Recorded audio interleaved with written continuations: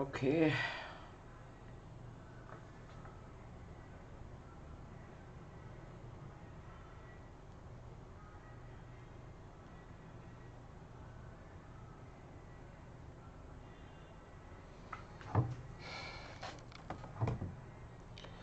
Okay. Hello Sadguri. Hello Akshay. Hello everyone. Okay, what about others? Why very less people? I told to all of you to attend the class without fail, compulsory. Please kindly don't do this. Okay. Good morning all. Okay, let's not waste the time. Others, they may join later. Okay. As I already informed, the secondary metabolites is a very important topic, friends. It is extremely important for the part B also, friends, and it is important for equally important for the part C also, as I already told you. Okay, so good morning. See, if you look into this particular 2022 February question paper, we got 6 marks from this particular subunit. That is, in the part B section also we got the question. At the same time, we get the question in the part C also. Okay, now listen to me before starting this point, starting this concept. Listen to me, friends. There is one advantage and one disadvantage with this particular subunit or this particular concept. The advantage is that the question that you get in the exam is, good morning, the question that you will get in the exam is very easy. And another point, the question that you will get in the exam is the direct. Very easy question, straightforward question and direct question. And what is the disadvantage with this particular question? Lot of information to be remembered. That's the only disadvantage. So you should not think it as a disadvantage. You should think as an asset. Okay, so if you remember the good amount of the concept, friends, just keep it in your mind. 6 marks are in your hand. Very simple point. Okay, now let's start. Secondary metabolites. So friends, how can we define the word secondary metabolites? So give me 15 minutes of time. I will explain everything elaboratively. Then later I'll give the time to ask all your doubts. And I'm requesting all of you, whatever the information present on every single slide, you have to remember. Very common it is. Because we can't predict from where we can expect the question, but it is very sure and it is compulsory that we are going to get the question. So listen that point. Secondary metabolites. What you have to remember about this particular secondary metabolites? See, I can define in a simple line. Secondary metabolites are, please listen to me for 15 minutes continuously. Secondary metabolites are said to be defensive substances. Suppose example, we human being, what kind of defense mechanism we are having? Good morning, we are having immune system. So whenever we exposed to any pathogenic attack, immediately our immune system get activated and our immune system is going to protect us. But tell me, friends, do you think what we can say, plants having any kind of a well developed immune system? Not at all, right? Plants are having only secondary metabolites. That secondary metabolites only, friends, can behave like a immune defense mechanism. Now let me tell you one interesting statement. Most of the students will think that every single secondary metabolite is required for the growth and development of the plant body, which is absolutely wrong statement. Without a secondary metabolite, everyone listen to me, without secondary metabolites, there will be, even though in the absence of secondary metabolites, or I can use the statement like this, without secondary metabolites also plant will grow, plant will survive, plant will develop. Whether the secondary metabolites are present or absent in the plant body, it doesn't matter. Plant will grow very well, plant will develop very well. Then why we require the secondary metabolites in the plant body?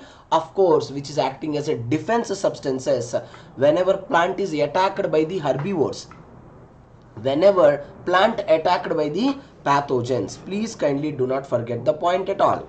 Okay, now listen to me very carefully, friends. Secondary metabolites, they are the chemicals produced by the plants which have no recognized role in the primary plant functions like growth, photosynthesis, reproduction. What do you mean by that? Without secondary metabolites also growth occur. Without secondary metabolites also photosynthesis occur. Without secondary metabolites also reproduction occur. There is no doubt about that particular thing. Then why they required, friends? They required extremely for the defense mechanism. And I am telling to all of you, this is a very rigid concept and PPT will be sufficient 100%. The question won't go beyond this level. Hence, I am requesting every one of you try to understand every single point that I will explain. Okay. So, before all the scientists thought that the secondary metabolites are really functionless end products. What the scientists believed that they are functionless end products of the metabolism. But later they understood that, good morning everyone. Later they understood that secondary metabolites are very important in the plant body, which plays a key role in the defense mechanism also. At the same time, they can also play a important ecological functions also in the plants. And friends, even certain secondary metabolites can act as medicines also. I will explain one by one elaboratively, friends. Okay. I am requesting every student to remember this particular point till the end of the secondary metabolites. Every secondary metabolites present in the plant body protect the plant. Come on. Again is the herbivore and again is the pathogen. Never ever forget this particular point. And some of the secondary metabolites, we're gonna read that. Best example, anthocyanins, which are colored pigments. They serve as attractants for pollinator or seed dispersing animals. We commonly know that. And friends, even certain secondary metabolites which are present in the plant body, they help the plant to deal with abiotic stress.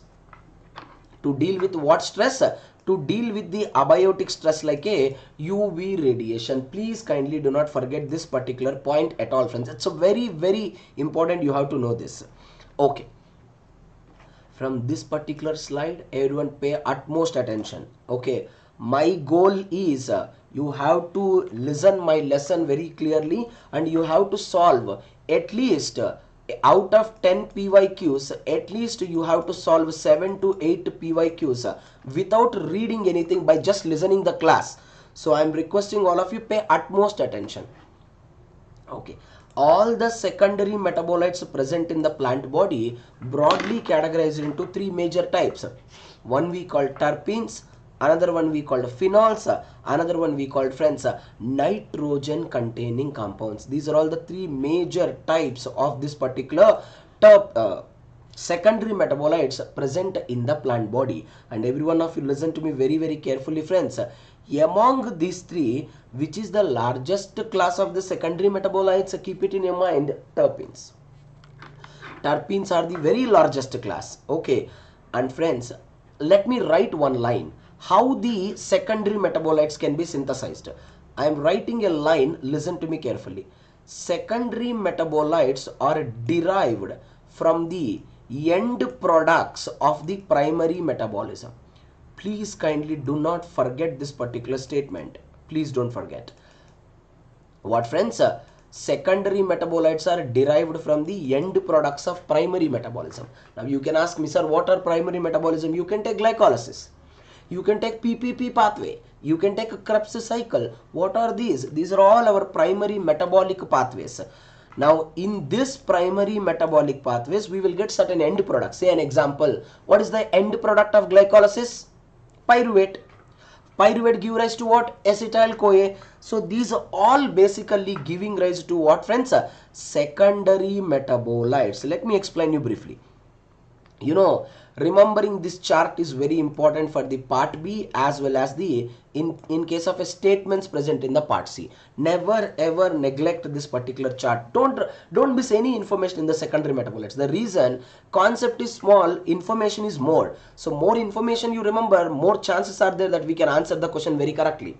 Listen to me carefully. Primary carbon metabolism. Everyone listen to me. how the phenol, terpenes and nitrogen containing compounds are getting derived. Every one of you look into the picture very carefully. Pyruvate and acetyl-CoA. Friends, pyruvate and acetyl-CoA and 3-phosphoglycerate. These are all basically coming from what? Glycolysis only, right? Everyone listen my statements carefully, friends. Pyruvate and 3-phosphoglycerate undergo a pathway called as MEP pathway, and they are giving rise to the terpenes. At the same time, acetyl-CoA undergo a pathway called, friends, mevalonic acid pathway, and what it is going to give rise to, my friends? It is going to give rise to the terpenes. Please kindly do not forget this particular statement. Once again I am reminding you, acetyl-CoA undergo the mevalonic acid pathway, give rise to the terpenes. Pyruvate and 3-phosphoglycerate will undergo the MEP pathway and going to give rise to the terpenes. So now you look into the phenols. Erythrose 4-phosphate. Friends, erythrose 4-phosphate basically coming from which pathway? Pentose phosphate pathway. Correct na? Of course, yes. Pentose phosphate pathway will undergo, everyone listen to me, pentose phosphate pathway give rise to the erythrose 4-phosphate. Erythrose 4-phosphate and phosphoenol pyruvate. We all people know that. Phosphoenol pyruvate coming from where? Shikimic acid pathway. Simple point. So phosphoenol pyruvate giving rise to the undergo the Shikimic acid pathway. Erythrose 4-phosphate giving undergo the Shikimic acid pathway, giving rise to phenols. Anyway, same thing I will explain you elaboratively in the upcoming slide. Everything I will explain elaboratively. Good morning, Saima. Now listen to me very, very carefully, all of you. What I would like to say in this particular slide, listen my statements carefully. The secondary metabolites are derived from the end products of the primary metabolism. Once again listen to me. The secondary metabolites are derived from the end products of the primary carbon metabolism. Never forget the statement. Now we are going to discuss one by one. So let's start with the first one. What's the first one? Terpenes. Terpenes are the largest class of the secondary metabolites. From the terpenes, I can say more than 6 to 7 times the question was appeared in the part C. Even in this particular 2022 February paper also we got the question from the terpenes. So it's nothing like that. Other remaining secondary metabolites are not important. They are also equally important. But what I am saying is they used to ask the questions mostly from the terpenes. ORR, very cleverly what they will do, friends, they will include all the secondary metabolites and they can raise the statement. Good morning, Vimalesh. Continue. So listen, in the tomorrow class I will ask everything, friends. I am requesting all of you listen to me very carefully. Terpenes are the largest class of secondary metabolites. Okay. And friends, how does this particular terpenes are basically derived from? All of you listen to me. The terpenes are basically derived from the isoprene unit. Please kindly don't forget that. Isoprene unit means how many? 5 carbon containing compound. So all the students listen my words. 5 carbon containing compound called as isoprene. So isoprene actually acting like what? Monomer. This isoprene which is acting as a monomer, and it is basically giving rise to the terpenes. And every one of you listen my statement. Friends, if only one isoprene unit is present, listen to me carefully. If only one isoprene unit is present, terpene cannot be biosynthesized. All of you listen to me. If we want to synthesize the terpene, at least two isoprene units should be present. How many? At least 2 isoprene units should be present. So hemiterpene only 5 carbon, 1 isoprene unit, we can't form the terpene. So now every student listen to me. Whenever there are 2 isoprene units are there, then I can form a terpene. What is I called this particular terpene? Monoterpene, which is the 10 carbon containing compound. Please kindly do not forget the statement, friends. Next one, 3 isoprene units are present.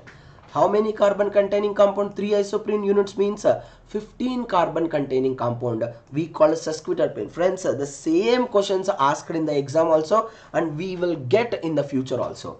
15 carbon means how many isoprene unit? 3 isoprene unit. The 15 carbon containing compound we call sesquiterpene. Now I have added 4 isoprene unit. When I added 4 isoprene unit, I can call 20 carbons are there. I can call diterpene. You have to remember, friends, this concept is a very rigid concept but very important concept. Now 5 isoprene units, 25 carbon containing compound, very important, we can call the sesterterpene.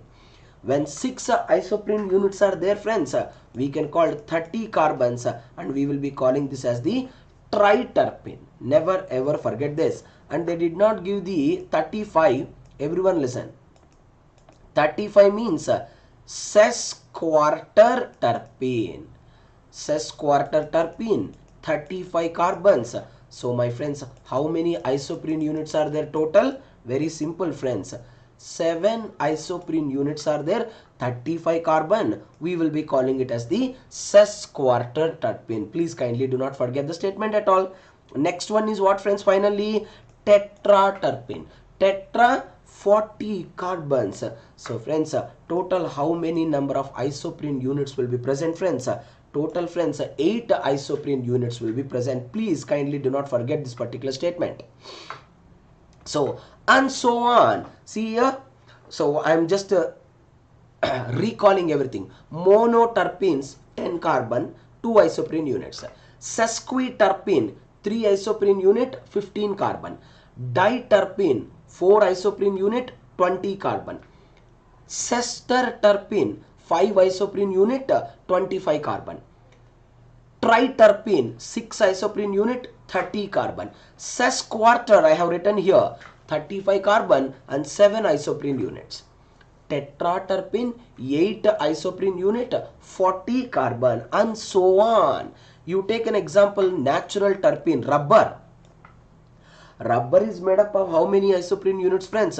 Rubber is made up of more than 100 isoprene units, which means more than 500 carbons are present. Don't forget that. Okay, now every one of you has to remember what are the pathways involved here. This is also most commonly asked statement in the given 4-marker question. Listen, if you really understand, it's more interesting. Okay, focus.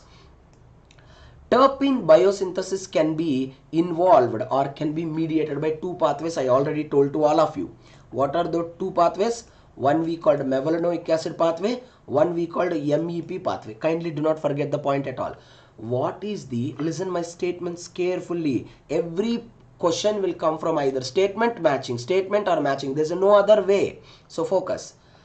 Mevalonic and methylerythritol phosphate or MEP pathway. These 2 pathways give rise to the terpene. The point is very clear. How? Every one of you listen to me. Mevalonic acid and MEP pathway, they can give rise to the terpene by giving the precursor first. What is the precursor? I told you, right? IPP, isopentenyl pyrophosphate. Simple point. Once these 2 pathways give rise to the IPP, then undoubtedly, my friends, IPP is going to give rise to the terpene. Now the question is very clear. How does mevalonic acid pathway give rise to the IPP? With the help of acetyl-CoA. So acetyl-CoA give rise to the IPP. IPP finally give rise to the terpene. And how does the MEP pathway give rise to the IPP? With the help of G3P and pyruvate. So G3P and pyruvate of the MEP pathway giving rise to the IPP, and IPP, friends, giving rise to the terpenes. So all the students has to remember IPP can act as a major precursor in the biosynthesis of the terpene. Do not forget the statement. So friends, I will be explaining you now what is MEP pathway, how does it occur, and what is mevalonic acid pathway, how does it occur. You people no need to remember the structure at all. We are not going to get in our exams at all. What you have to remember is the steps. Whichever I am explaining to you, remember it very clearly. First, I am talking about the mevalonic acid pathway. I have already told you, whatever the pathway it may be, doesn't matter. What is the ultimate goal? Ultimate goal is, friends, synthesizing the IPP. That's a very, very simple point it is. Now, all of you listen to me, friends. 3 molecule of acetyl-CoA. Friends, everyone tell me, one acetyl-CoA molecule is how many carbon containing compound? 2 carbon containing compound. So 3 molecule of acetyl-CoA. So total how many carbon? 6 carbon. 3 molecules of acetyl-CoA joined together in a stepwise manner, and what they are going to give rise to? They are going to give rise to the mevalonic acid. Very, very simple point it is. Every one of you listen to me. Now, you know, friends, once the mevalonic acid is formed, immediately mevalonic acid undergo certain processes spontaneously.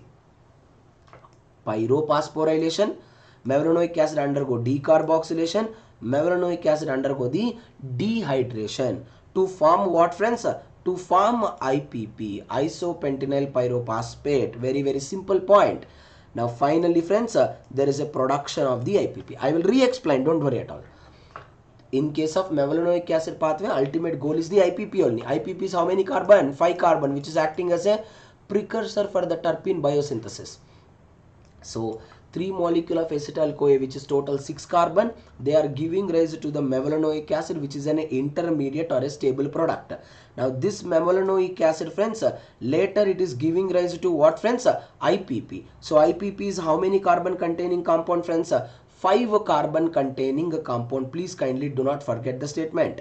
So now next pathway is what, friends? MEP pathway. What did I tell you? Of course, undoubtedly MEP pathway also has to give rise to the IPP only. No doubt about it, because IPP is the one which is going to give rise to the terpene. Now all the students listen to me.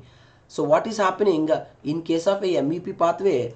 Pyruvate and glyceraldehyde 3-phosphate are involved. Pyruvate is the 3 carbon containing compound.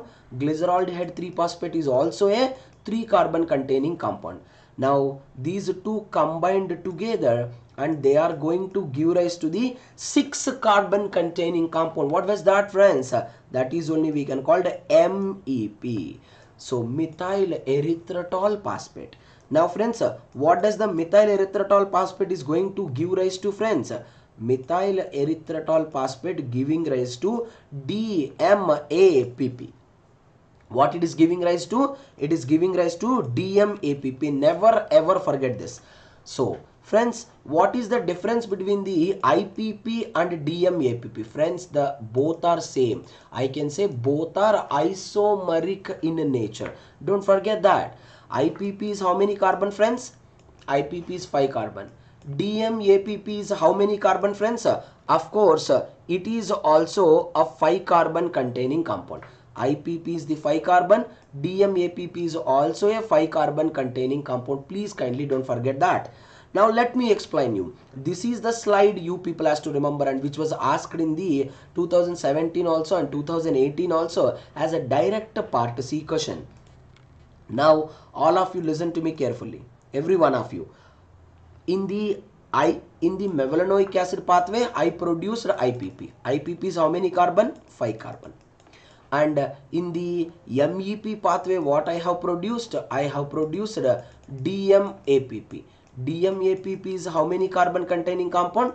Undoubtedly, friends, 5 carbon containing compound only. Which one? DMAPP also. Now I have told to all of you very, very clearly that we can't synthesize the active terpene if only one isoprene unit is present. But now you see here, we have 2 isoprene units are ready. Now what we are giving rise to? Now the 2 isoprene units are combined together and they are going to give rise to the monoterpene. This is what you have to remember. So monoterpene, how many carbon containing compound it is? Monoterpene we can call GPP. How many carbon? 10 carbon containing compound. So the best example of the monoterpene is GPP. You have to remember this. Zeranil diphosphate. To this monoterpene, I have added another isoprene unit, which is a 5 carbon containing compound. Now this monoterpene can be converted into sesquiterpene. What do you call it, this particular sesquiterpene? We call it as the FPP. FPP is how many carbon containing compound, friends? FPP is the 15 carbon containing compound. Please kindly do not forget the statement. Now to this FPP, I have added another isoprene unit. Then what I am going to get? I am going to get the diterpene. Diterpene is how many carbon containing compound, friends? 20 carbon containing compound. That is only we call, friends, GGPP. Geranyl diphosphate is the 20 carbon. Pharencyl diphosphate is the 15 carbon. And friends, GPP is the 10 carbon. I don't know, friends, what you do. It's a very important. You people has to remember this without fail. It's very important. GPP 10 carbon, FPP 15 carbon, GGPP 20 carbon, and so on. There is a biosynthesis of the polyterpenes. Don't forget that, friends. Okay, so far what we studied, just listen to me carefully. We studied what are terpenes.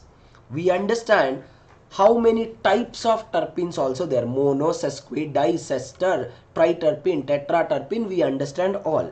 Later we studied what are the two major pathways that are involved in the biosynthesis of terpene, mevalonic acid and MEP pathway. And we also understand how we are synthesizing the terpenes. Absolutely fine. Last and final, what we have to study. This is more important among all. We read very clearly. Listen, never ever forget this particular statement.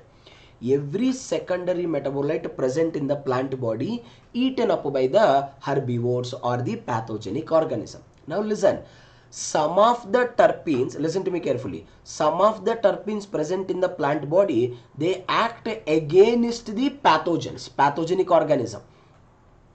Some of the secondary metabolites or some of the terpenes present in the plant body act against herbivores. Never ever forget the point.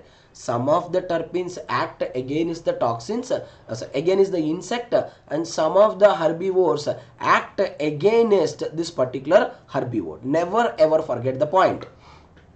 Okay, now I will explain step by step.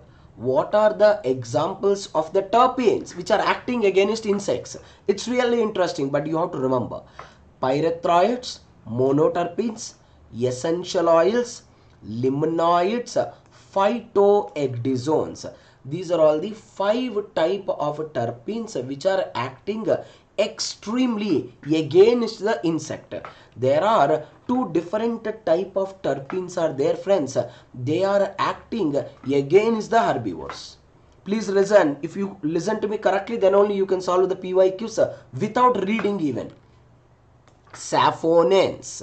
These 2 are against herbivores. Okay, let's talk about one by one. I will explain briefly and elaboratively. Pay attention. Pyrethroids. Where these pyrethroids are present?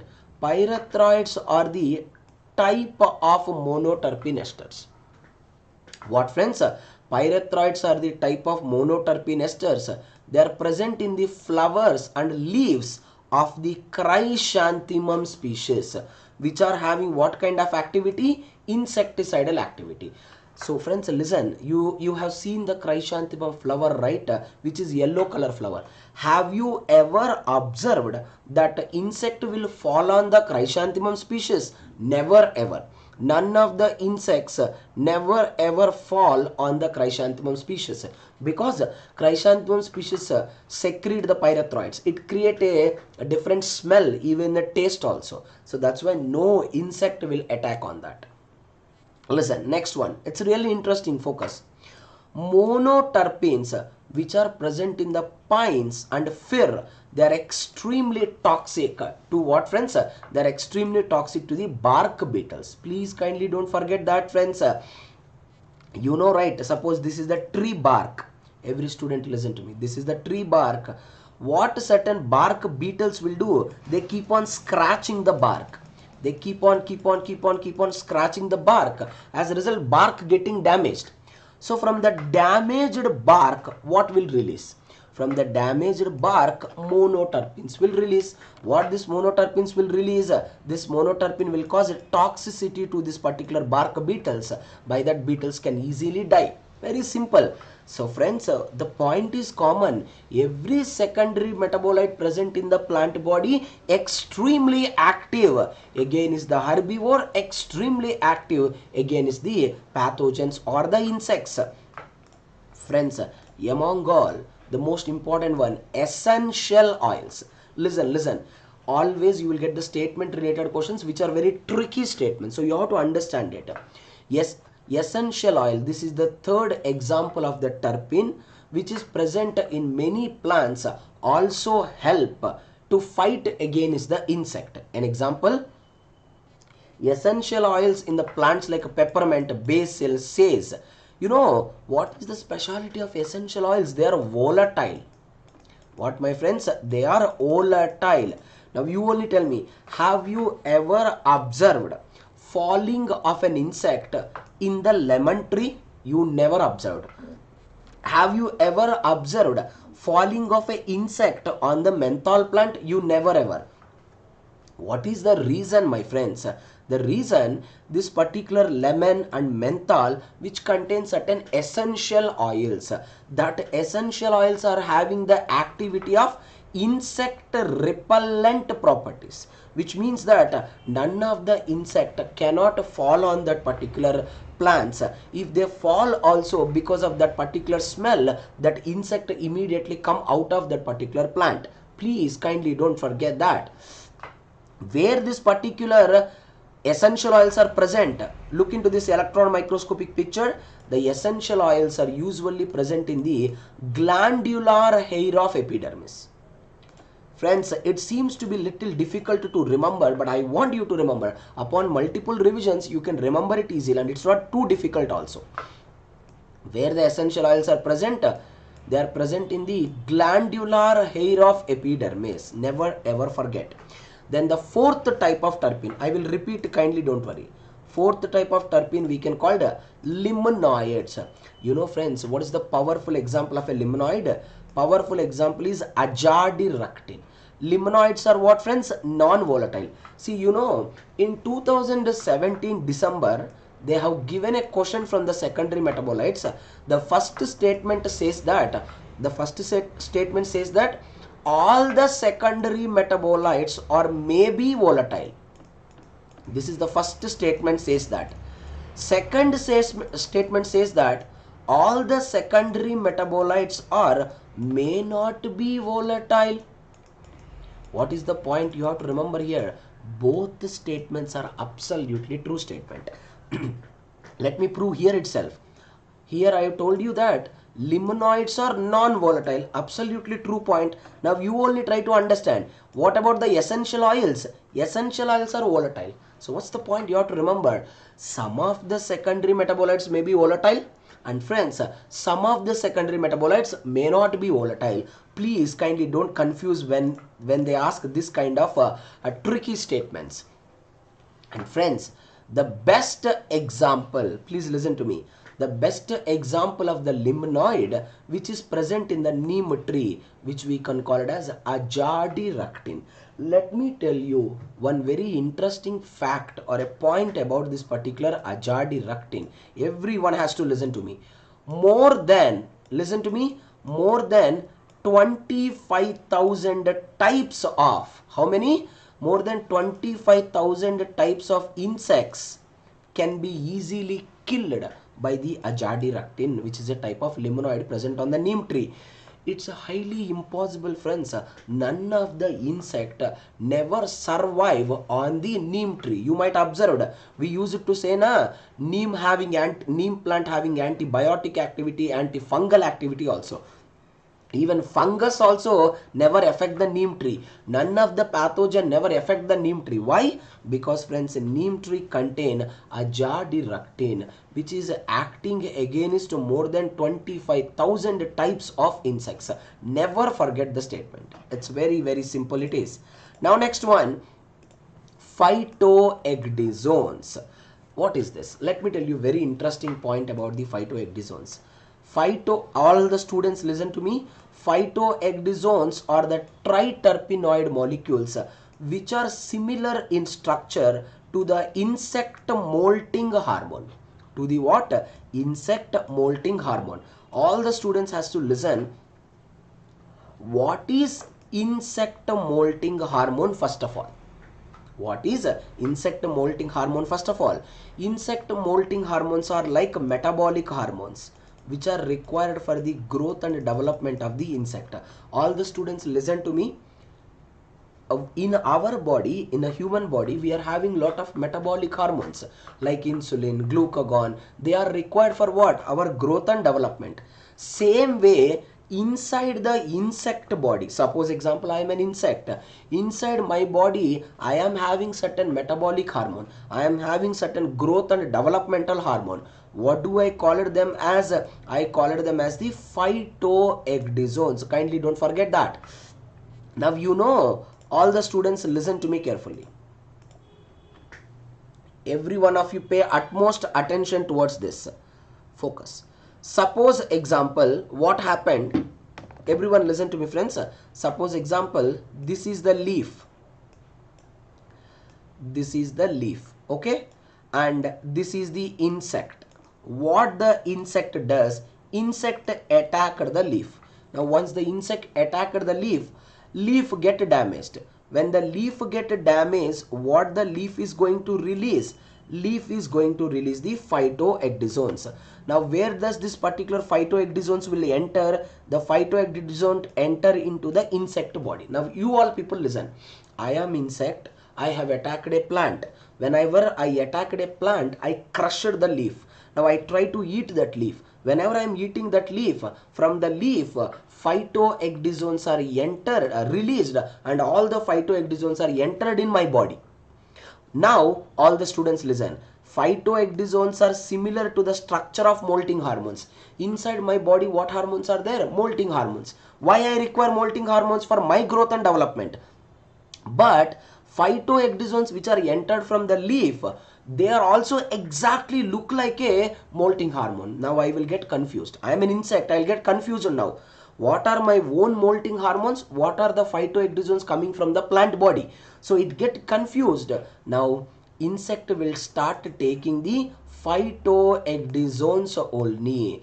Now do you think phytoecdysone increase the process of molting? I mean to say, phytoecdysones increase the process of development or growth in the plant body? Never. Sorry, in the insect body? Never. Phytoecdysone disrupt the molting. Phytoecdysone disrupt the entire developmental processes in the insect body, which result in the death of insect. Very simple point it is. I'll summarize in 1 second. I am an insect. Inside my body, I am having a developmental hormones named as molting hormones.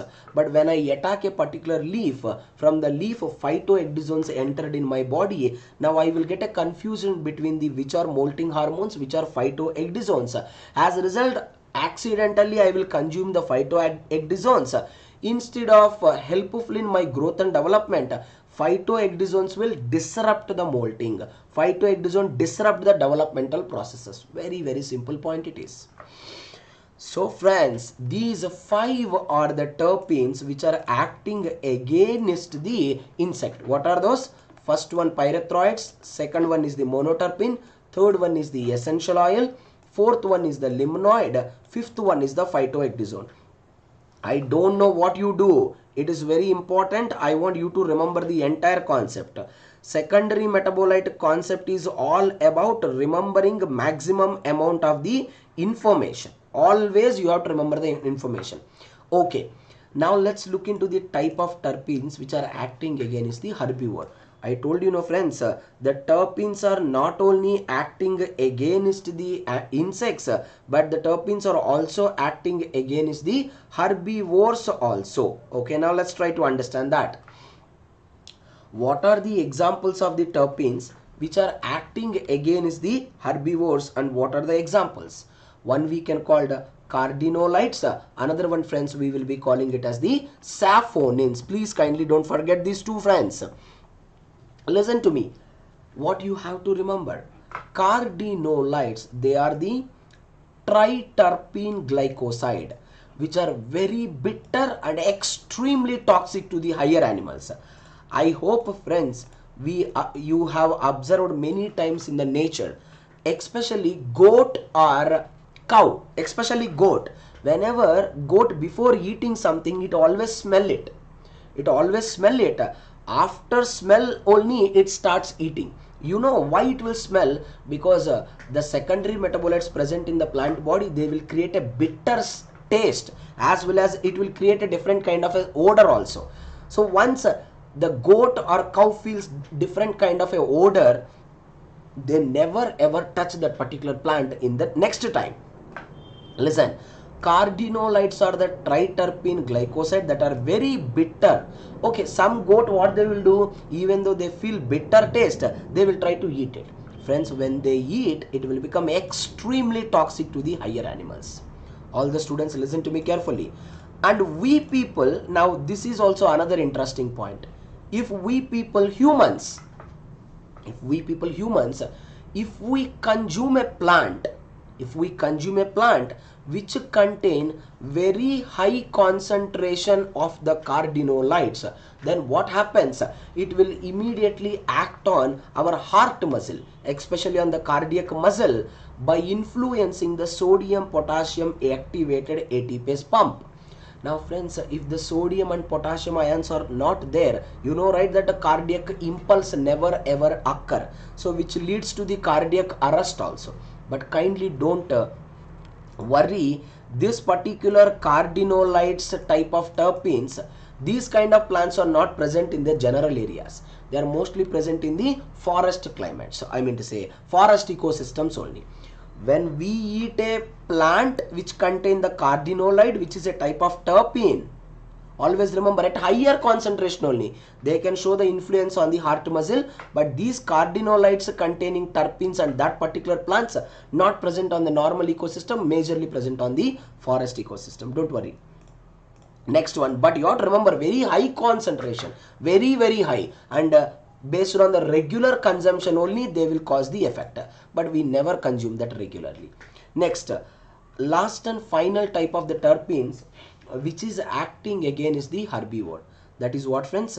Saponins. Saponins are the steroid and triterpene glycoside that interfere with the sterol uptake from the digestive system and also disrupt the cell membrane once absorbed into the bloodstream. Okay, very simple point it is. Listen to me carefully. Once again I am recalling. Saponins, suppose example we only human beings or any herbivore like a cow or goat, whenever a herbivore like a cow and goat, whenever they eat the saponin containing plants, you know what happen? The entire cell membrane functions get ruptured, stopped, and friends, digestive system functions also stopped completely. Never forget that. Saponins are steroid and triterpene glycosides. Whenever it is eaten by the herbivores, they basically block the cell membrane functions of the herbivore and digestive system functions of the herbivore, by that the herbivore never ever eat that particular plant next time. Friends, this is about the first class of the secondary metabolites, terpenes. So I can tell you 99 to 100% the question won't go beyond the level whatever we studied. But the only point here friends, it's a kind of a rigid concept. You people has to remember this with great patience. This is about the terpenes, right? You have to remember all the terpenes, all the pathways, and which terpenes are acting against the herbivore, which terpenes are acting against the insect. Next class after the terpenes, the second largest class of the secondary metabolites after the terpene is friends phenols. Every secondary metabolite is important. Phenols are also the secondary metabolites containing a phenol group. Very simple, benzene ring with the OH group. Now listen to me every one of you, the major functions of the phenol. Phenol plays a key role in the plant defense. Most importantly, phenol also provide, what the phenol basically provide, it will provide mechanical support to the plant. I will tell you, you know right friends, you might observed many times, certain plant stems are very thin. Listen to me carefully. Certain plant stems are very thin, but herbivore like a goat and a cow, they will try to break the entire stem by seeing that the stems are very thin, but they couldn't break. Why? The reason, even though stems are very thin, they are mechanically very stronger. Why, friends? Because of the presence of the phenol only. Don't forget that. So phenol, being a secondary metabolite involved in the plant defense, provide mechanical support to the plant, and friends, it will also provide, or it will also attract the pollinators. Never forget this point. And friends, it will also protect the plant from which damage? It will protect the plant from the UV damage. Never ever forget. How phenols are going to protect the plant from the UV damage, we are going to read in the upcoming slide. Now the most important point, reduce the growth of nearby plants. What is this, friends? All the students listen to me. Suppose this is one particular area. This is one particular area. In this particular area, there are two plants are there. Suppose in this particular area, water, minerals, nutrients, all are very limited, very low in amount. So two plants cannot survive at all. You know, that time what is going to happen? One plant starts releasing the phenols into the soil. Listen to me. One plant starts releasing the phenols into the soil. Now that particular phenols, through the soil, they reach the adjacent plant. You know what the phenol will do? This will inhibit the growth and development of the adjacent plant. As a result, this plant can survive easily for the longer time. Very simple point. So what you have to remember? It is basically reducing the growth of nearby plant. This particular process only, friends, we will be generally calling it as the allelopathy. What do you call it as? Allelopathy. Allelopathy is a process of inhibiting the growth and development of the adjacent plant. Simple point. Now, once again, friends, please try to remember one secondary metabolite with the another secondary metabolite. You people can easily remember for the longer time. While reading the terpenes, we read very clearly, right? Terpenes can be biosynthesized by the two pathways. I hope every student remember. One we read mevalonic acid pathway, another one we studied MEP pathway. That's fine. Now listen, what are the two type of phenols? In the 2018 December or June exam, I feel, we got a direct question in the part B. Direct question. Which of the following is the principal pathway in the biosynthesis of phenolics? Direct question, friends. Obviously, what pathway it is? That is only we can call the Shikimic acid pathway. Please kindly do not forget this. So, Shikimic acid pathway is what, friends? Major plant pathway for the synthesis of plant phenolics. Please kindly do not forget this. Now, you can ask me, sir, what about the malonic acid pathway? Why we are not calling malonic acid pathway is the most important pathway for the phenols? It is also very important, but not in the plants. Malonic acid pathway most predominantly used by the fungus, not the plant. In the plant body, the major pathway undoubtedly, friends, Shikimic acid pathway only. Don't forget that. Now listen to me carefully. I hope you all people remember while we are studying the terpenes. That is how you have to remember. I told you that IPP is the major precursor which is going to give rise to the terpenes. That is what I told you.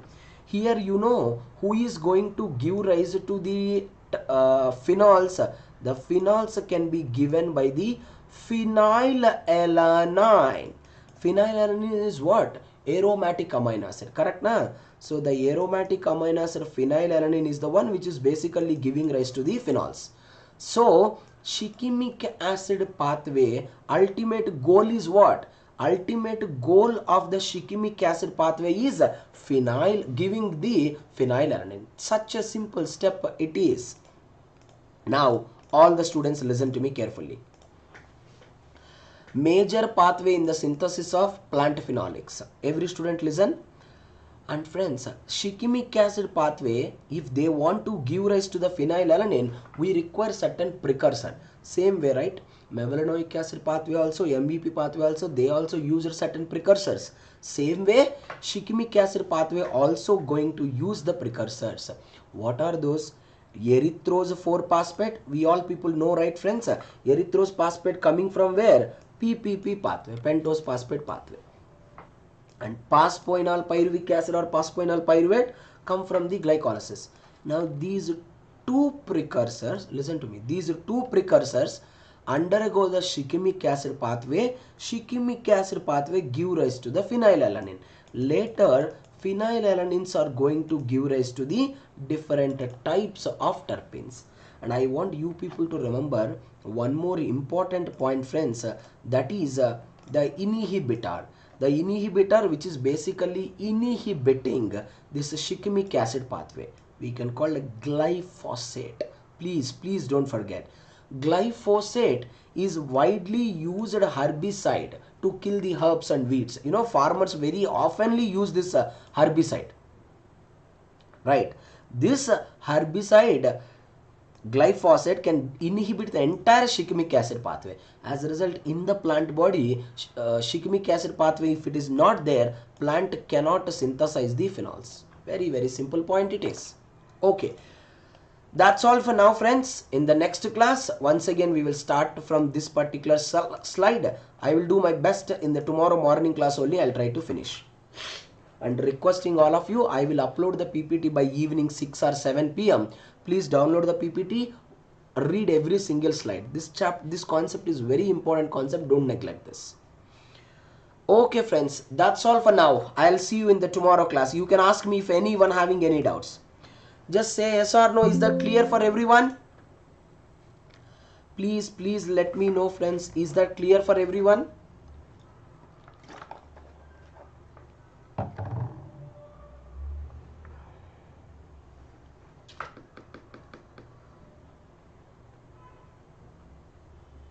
Hope it's clear for everyone. Oh, great. Okay friends, that's all for now. I will see you in the tomorrow morning 5:30 a.m. I hope the discussion is useful to all of you.